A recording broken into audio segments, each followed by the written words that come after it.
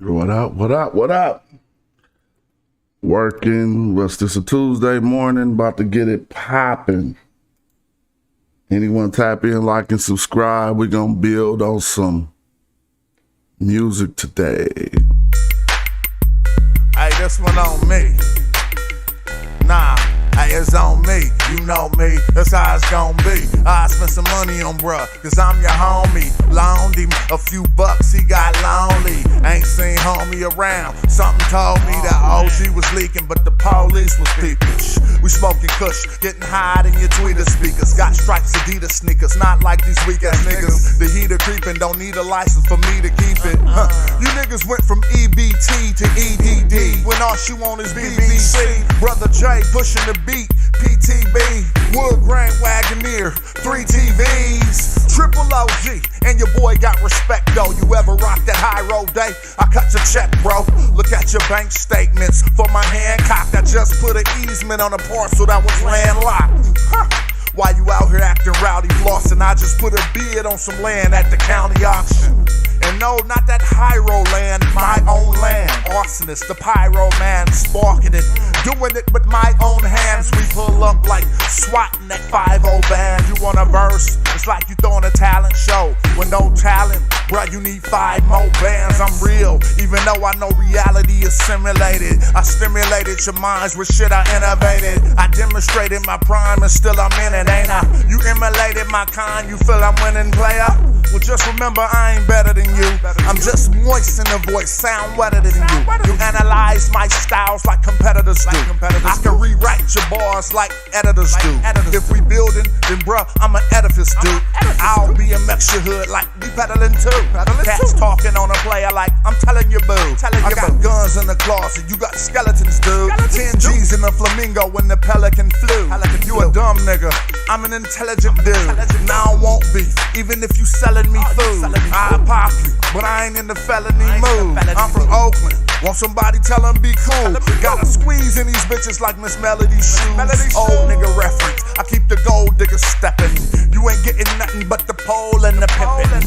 I go big so it won't go larger. That's why the RV got a turbocharger. That's why the jet ski got a turbocharger. And baby on the back spilling Merlot water. My main man copped the hotel in Panama, taking LJ shitting on niggas. Grandmama, I ran by my man by my baby mama house. He should have a plan by now. That's when my man threw back that $5 grand I tossed.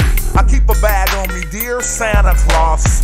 I'm really a chief, you playing a boss. I knocked your bitch walls down, now she stay in the loft. I got receipts, bruh, she paying the cost. She got me these ain't Izod, they are Lacoste. Shrug my shoulders and straighten my lapels. I dust them off like, oh well, you must not know your whole well. She get dirty like a 4-wheel ATV, and it's for sale. Oh, hold it, mama. I had to get that gritty out. That's just one sitting on the desktop. I was practicing some rhyme schemes. You know when it get gritty though, it'd be straight hip hop. No time for nothing but that real for real. Well, what's up with the people this morning? How y'all doing? How's everybody out there? As a matter of fact, I don't even think I need to be on the screen in this presentation. So, you know, we do hip hop. In the music industry, finding the bag is getting harder and harder for the average artist. And so, you know me, we're making, it's always our mind to try to, you know, help people who are like ourselves that might not be as far along as us. Because hopefully people who are further along than us will return the sentiment or will feel the same way. You know what I'm saying? And so, you know, I do this. This is what my everyday is. Get up early, work on the projects I got going on. And my thought process really is always thinking about the auxiliaries or the ways, the outlets especially as the music industry is changing.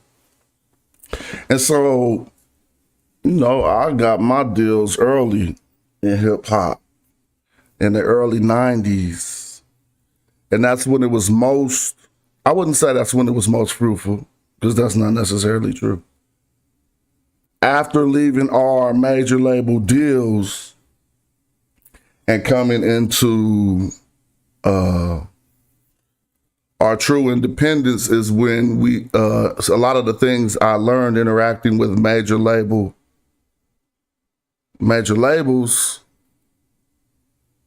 started to, we could exploit those things once we were independent.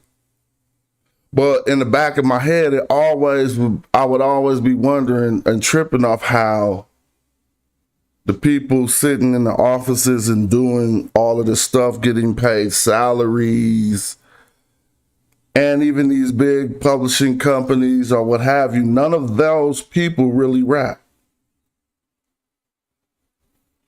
Or they didn't really produce the music, they just knew how to get to the bag concerning music. And so that always has been a thing to me. Like you could take an arbitrary show amount, say, and you start putting the divisions and the breakdowns of who gets what. And there would be some people within those divisions that would be just getting handsome amounts without even doing no work. I mean, they're doing work, but once your work becomes repetition, meaning booking shows ain't gonna change, it just change. The variables for each show change a little bit. So if a person's taking a commission for these variables, eventually they just do 5-10 minutes of work of changing the variable for your show contract and they get that percentage. Then you get on the stage and perform and you get the lion portion. But that's most likely when you solo. You in a group, that don't necessarily turn out to be the lion portion or the lion's share. So some of us who, like to put thought into maneuvering into better situations concerning our art, we start to notice and see how other people getting it. See how other people are, and within your spectrum and within your industry, certain things they do. And so there are a lot of key overlooked ways that you can get to the bag that a lot of people don't consider. And so in this video, I'm gonna talk about a few of them. I don't intend for this video to be very long. I'll probably come back building on something else after this. I also want to take this chance to plug the projects we got going on right now over at hieroglyphics.com, which is actually a result of this type of thinking, which really is about helping other people. And in that way, you benefit by helping other people. And we'll talk about that in this. And so at hieroglyphics.com, what we got going on, few good things. We got an NFT project going on. We got the crypto bar, which is paving the way for bringing DeFi technology into the art space. Building one of the premier crowdfunding platforms, you know what I'm saying, in crypto that'll allow people to fund their projects without allow people to fund their projects democratically, basically. So let's dive into it, you know what I'm saying, and let's start to get it in. So what I have here was really just little stuff I put together while thinking this morning. And again, I'm gonna take me back out. I don't know what I'm doing. So honestly, it might Seems simple to read those 3 words on the screen,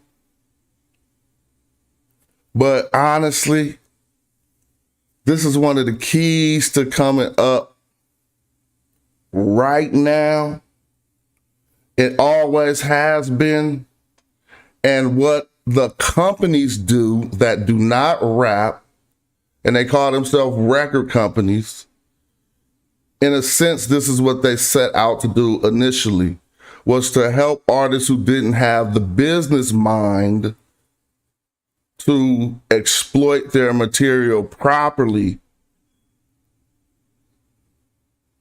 But then they set out and start doing a lot of other nefarious things and exploiting the artists and not the material.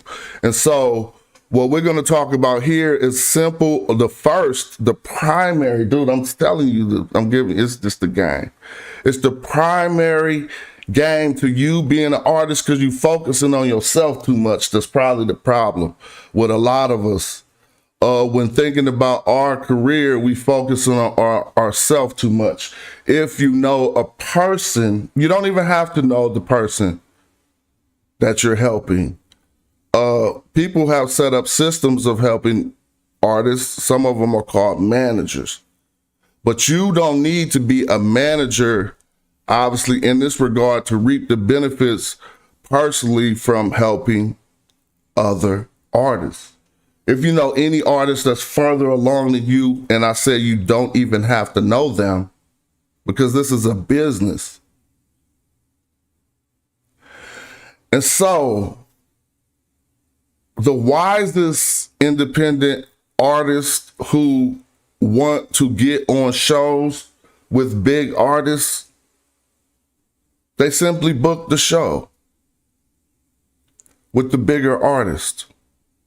And again, when discussing this type of stuff, we're not talking about, we're going to get down to it.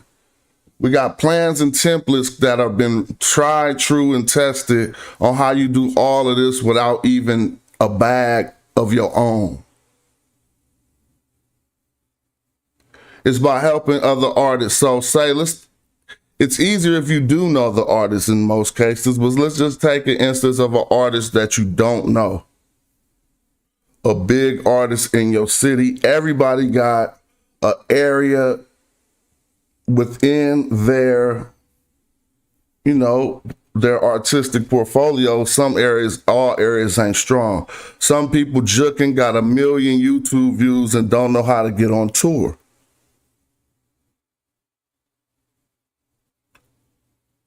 You see, and routing tours for artists, including yourself or other artists, can be done with no money. See? So, because there are people inside of this industry that depend on clubs being booked. There are artists who depend on getting shows, and there's the only business position that really stands to make that happen is a booking agent. But you ain't got to be no agents. I would say maybe, 100% of my personal shows don't come from an agent right now.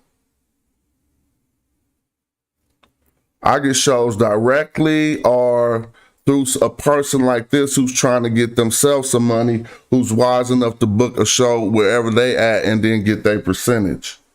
And so don't sleep on helping other artists. The brother Boots, it was Bootsy Badass who said, if you ain't getting the bag and there's somebody else around you getting the bag, then in order to get a bag, you got to help them get a bag.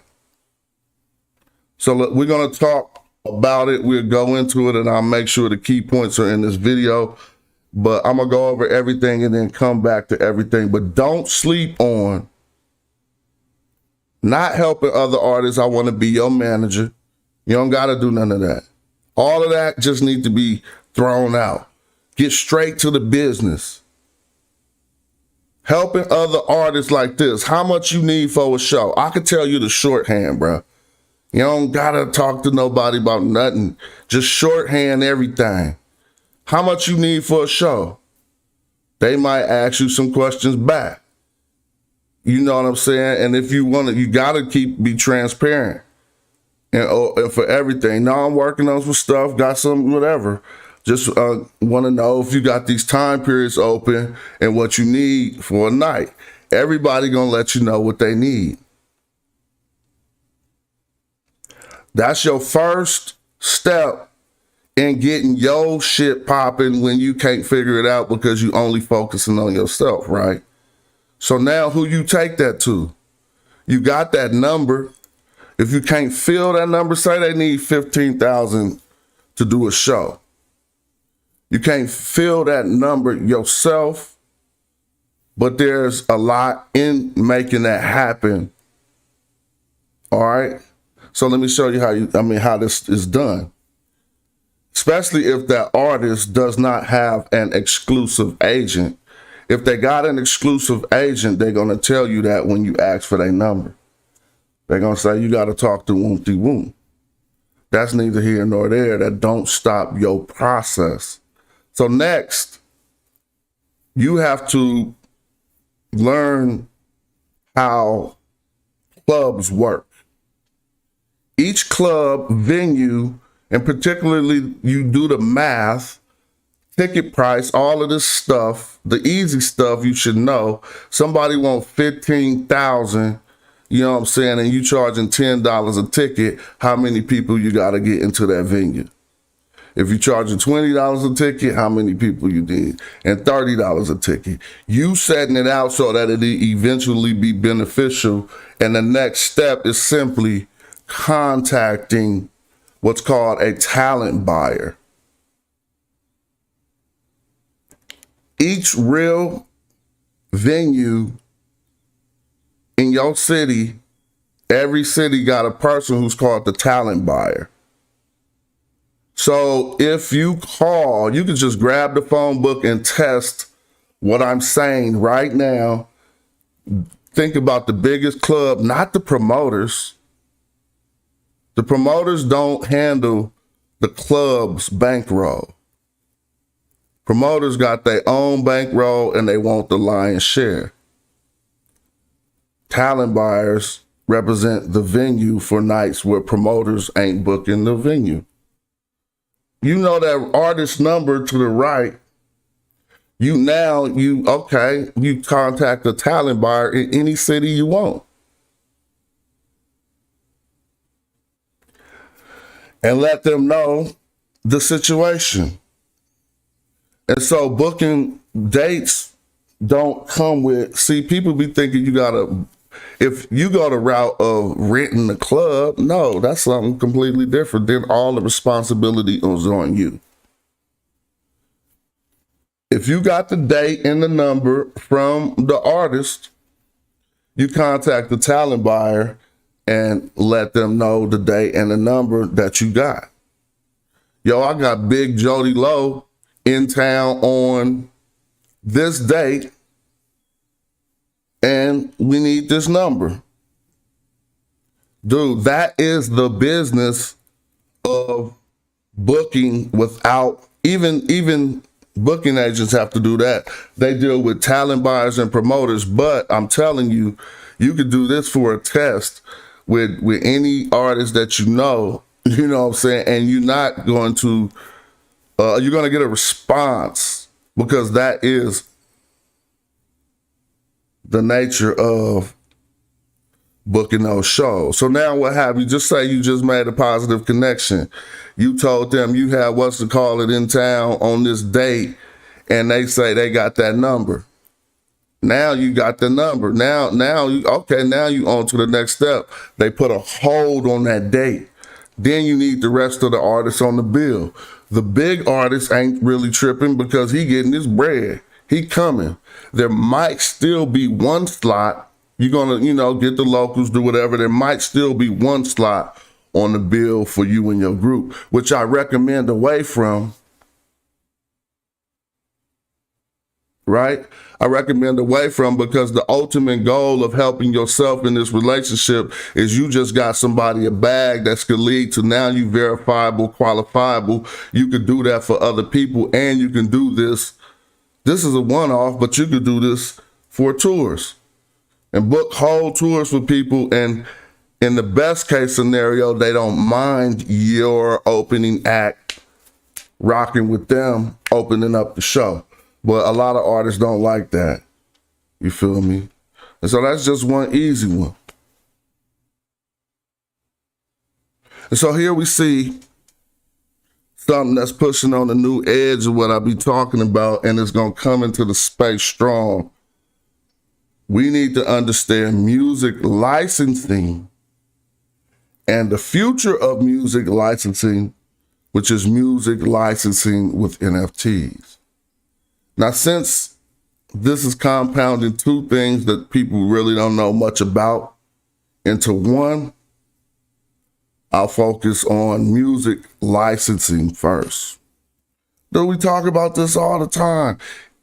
You notice how people be having songs and all these commercials, all these videos, what have you. I mean, not videos, but commercials and movies. And some of the songs are popular songs, but you could hear songs in certain tunes that even get popularized by the movie.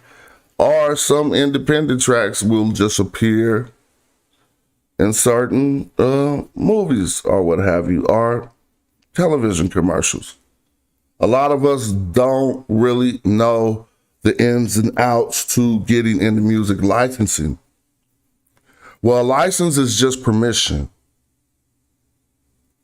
Since you own the copyrights to your music as soon as you created it, so let's not deal with nothing that you got any deals with or right now. Let's just say today you made a song. You know, soon as you made that song, you own the copyrights once you put it into the tangible form that you recorded it into. If that song didn't have any samples in it where you're not using other people's work, you could right at that point take that and submit it for licensing. Meaning in all genres of where music is displayed, lifestyle genres, wherever, there are people, called music managers. Not a manager like your manager. These are music managers for big time. All these companies need music in their work.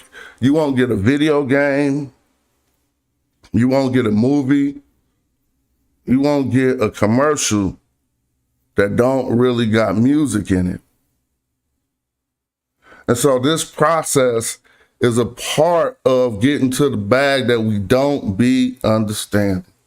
How does it happen? How does it work? Well, again, though meeting these music makers, these music managers, is not the hardest process. It's a lot of the information that they put out in these publications or whatever, not publications, let's say the movie credits, for instance. They show you who booked all of the music for that movie in the movie credits. That's just an easy way. Back in the day, we used to be looking in phone books and stuff. Nowadays, we probably could have looked on, but we definitely didn't have this knowledge of what to do with music licensing back in the day. There are also companies that you should just get your music with anyway, like the Harry Fox Agency. That will offer your music for licensing for any use, anybody want to use it. They don't even have to know you. They'll just throw your songs into this big ass pool of songs that TV shows and everybody go to when they're looking for a song to match a particular scene. I don't even know. Every time I'll be looking at these, I don't even care. But when I look at these words come along, shit start being misspelled in my eyes. It probably is, but who cares? Music licensing with NFTs, right? And so now we discussing what? New technology that has came into the space that has allowed us to bypass a lot of middlemen. See, typical music licensing happens in a dumb contract or an old paper contract. I call it a dumb contract because it takes humans to execute the parameters of the contract. Smart contracts, which are the underlying technology that allow NFTs to be a thing, don't really require humans to execute any of the parameters of the contract. So a cat can't fake on your money and none of that. They can't be like, the check is in the mail, because the smart contract will execute everything in the way that it's designed to do.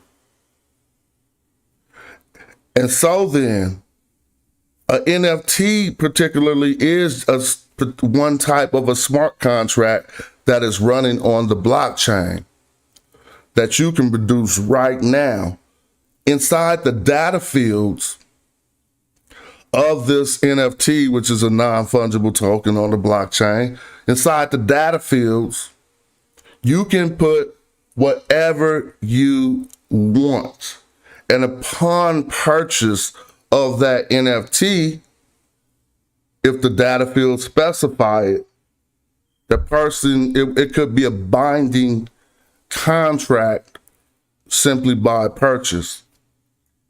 And so essentially one could offer, which we're looking into, and I'm gonna show you some of the companies I'm working with and some of the people helping us build what we're doing over at hieroglyphics.com that are further along than us, that are helping us build up in this space. But again, I want to point out companies like the Harry Fox Agency. They're not working for you. Sign up with Harry Fox, get your music in the pool, and hopefully one day in the next 10, 20 years, you get hit by somebody who want to use your music. When they hit you and want to use it, it's not a little thing. You feel me? It ain't like $5,000. It ain't like 10 grand. It'd be cool. You know what I'm saying? And so it's worth having your catalog inside of all of these places, particularly the Harry Fox Agency. I'm going to snap out of the present. Well, I'm not going to snap out of the presentation. You can Google Harry Fox Agency and start getting down with them. And then what you would want, particularly not Harry Fox, that's just the big pool. You need someone who is getting a percentage of your placements in order to get your music placed. Not any arbitrary person. Not any, it's a person with a proven record of getting music placements. And once they got a proven record of doing this, they most often open up a company. You can find these companies, who they are, you know what I'm saying, and develop relationships with them. Give them sample-free music, and you have the opportunity to get in all kind of commercials and stuff. And so in my career, I got a few placements. My crew get a few placements. The guys in the crew who got more popular music get more placements, but it does not depend on your music being popular.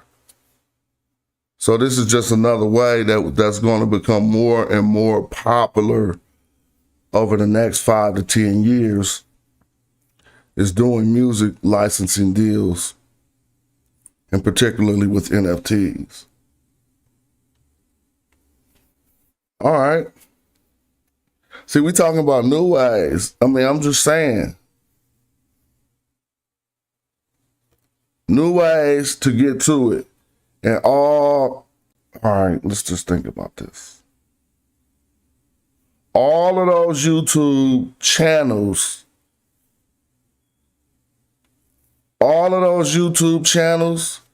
that get millions of views. Each view is also a listen too. You know that, right?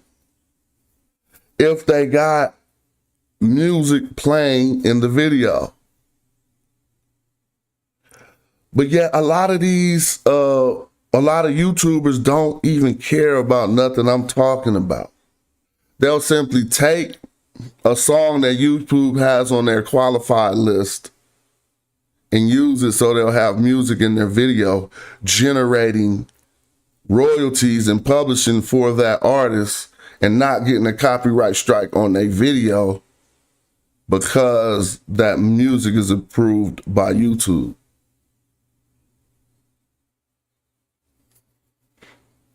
Well, it's easy enough to get your own music in these videos, or at least contact them, or at least, dude, I put my own, look, this is what I do just to prove it, and I don't even get hella views.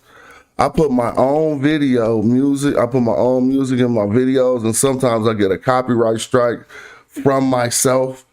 But it's not one of those copyright strikes that hurt. It's just saying, oh, this monetization is going to go to someone else. But then they send it to me at another platform because it sends it to my distributor. So then it's making my distribution checks go up because even these little ass amount of views that I've been seeing for some strange reason has affected. I don't know if they have to give you a different payout from a copyright strike, but whatever. But I don't get a lot of views. Imagine getting some of these people who like these pages that people could indeed be like, yo, I just made some music for your channel, blah, blah, blah. Here's that, wah, wah, wah. You whitelist the channel so they don't get a copyright strike for using the content. And then your music is first being heard by hella more people. Easy, because some of these YouTube people really would just put your music on just because why wouldn't they? And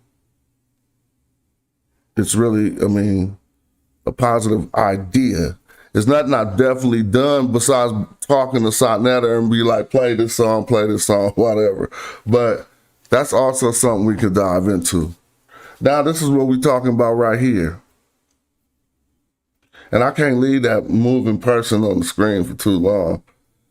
I didn't think about how annoying that would eventually get.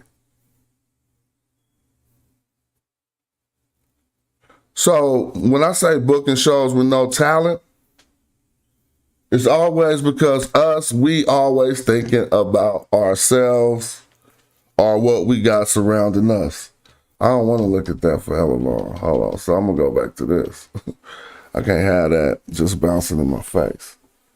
But if you're talking about booking shows, man, you could throw a whole festival, not even with no talent, but you don't even need, we gotta learn about sponsorships and what sponsors of events actually want in order to put money up for you to pull something off, an event. Okay? Sponsors only want exposure for their product. So if you can get the people and let people know you're getting the people, you can get sponsorship for your event. You feel me? You can get sponsorship for your event. So then when we start talking about booking shows with no talent, we really starting to get into, I'm talking about you don't got nobody signed under you. We start to get into what we were discussing at first, learning about talent buyers,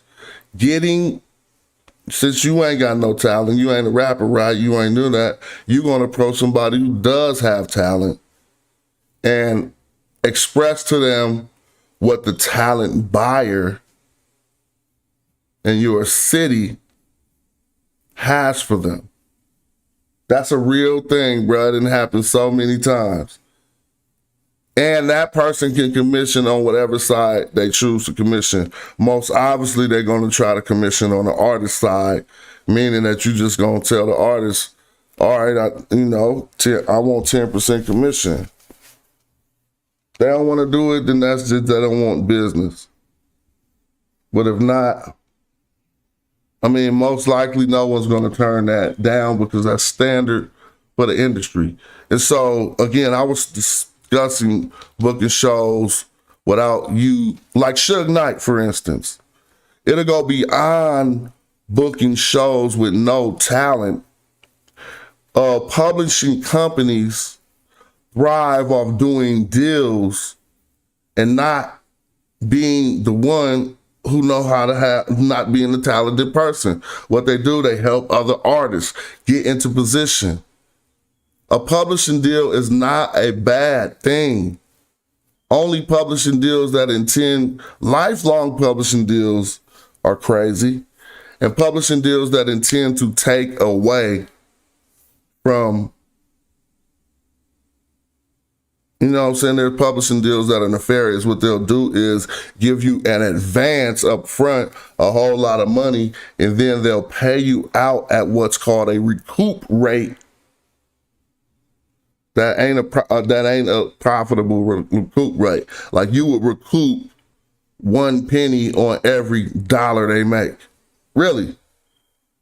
Some recoup rates be like 96%, like 4% or whatever. So for every dollar, you recoup 4 cents. You think I'm playing? That's the real deal. And so that's where deals, record deals, publishing deals, and things of the such become negative. But I assure you that once we democratize that playing field, it becomes a brand new thing. And so don't be scared to book shows with no talent in the book sponsored tours, dude. I'm telling you. You know how many tours I went on that was sponsored? A sponsored tour is the best thing, and you could do that by just being that middleman. So what is a sponsored tour? Sponsors step up and put forward the money towards certain expenses on the tour in exchange for what? In exchange for exposure of their product.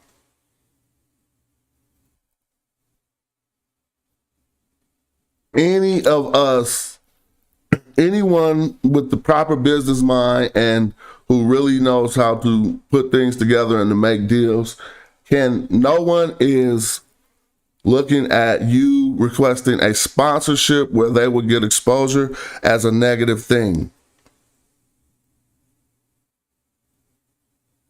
You starting out, Jack, you Joe Schmo with zero money. $0. You can book a 50-city tour if you know what you're doing.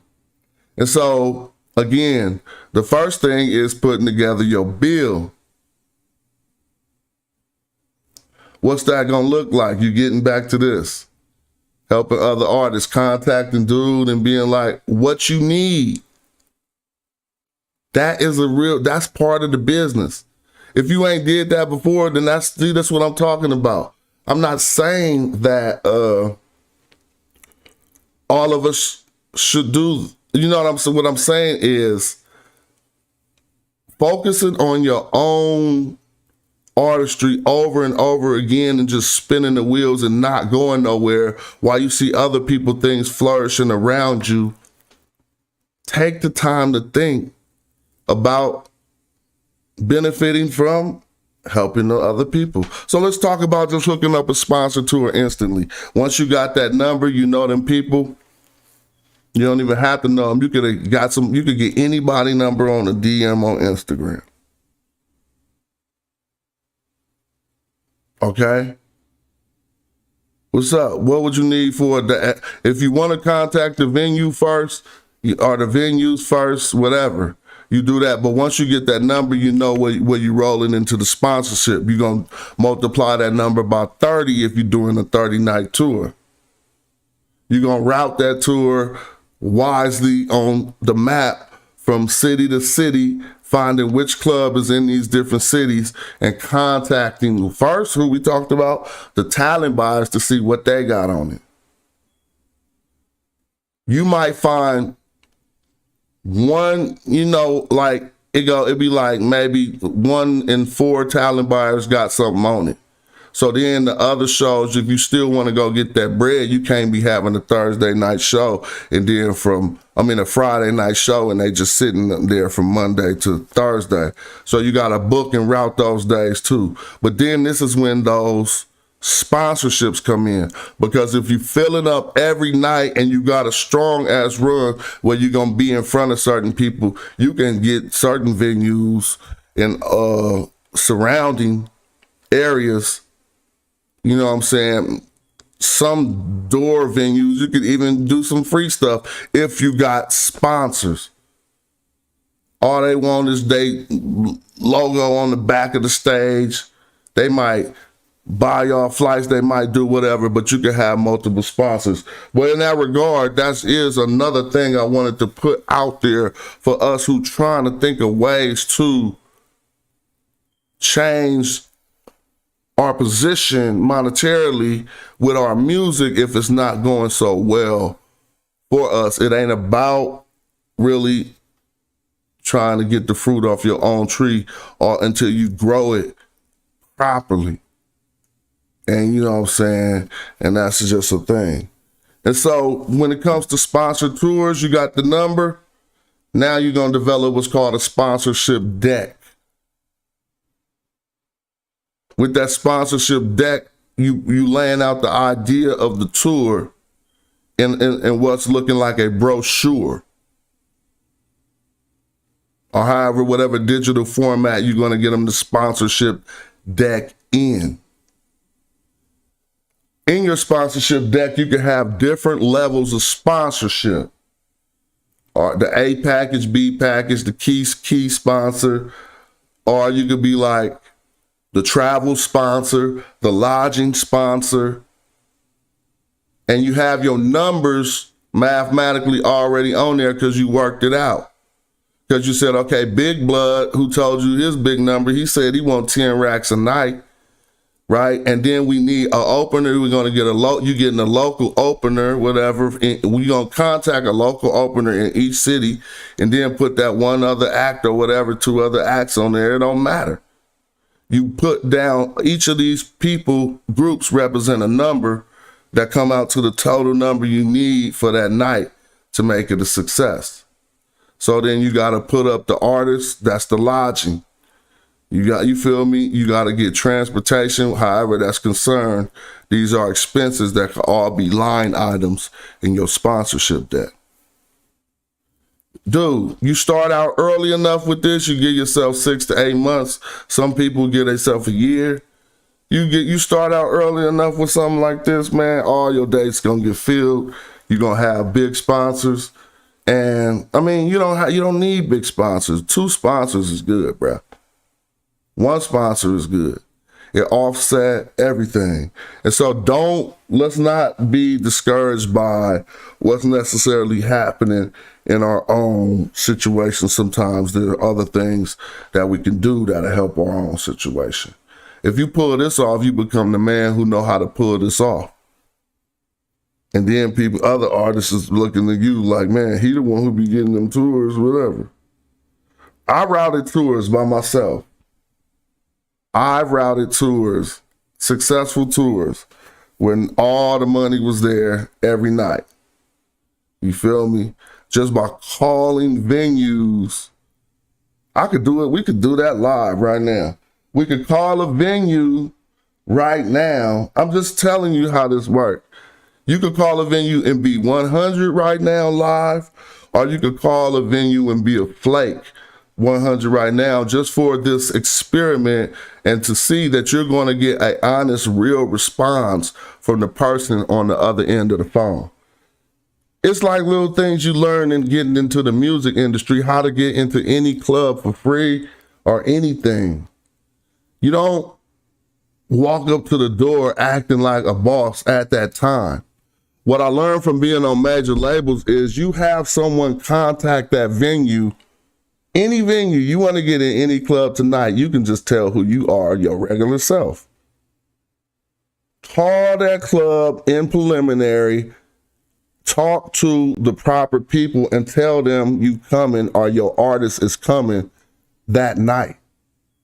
And put the onus on them because you got at them at the right way to do it. And so you be like, yo, we have, even if you're a little artist, you could be like, yo, we got Jody Blow coming to the club tonight, and we wanted to make sure we got proper accommodations, and we'll be doing this and bringing this light, walking into the club free. But I wasn't talking about walking into the club free. I was talking about if you contact any venue and ask for the talent buyer, you're going to get a real response. Okay?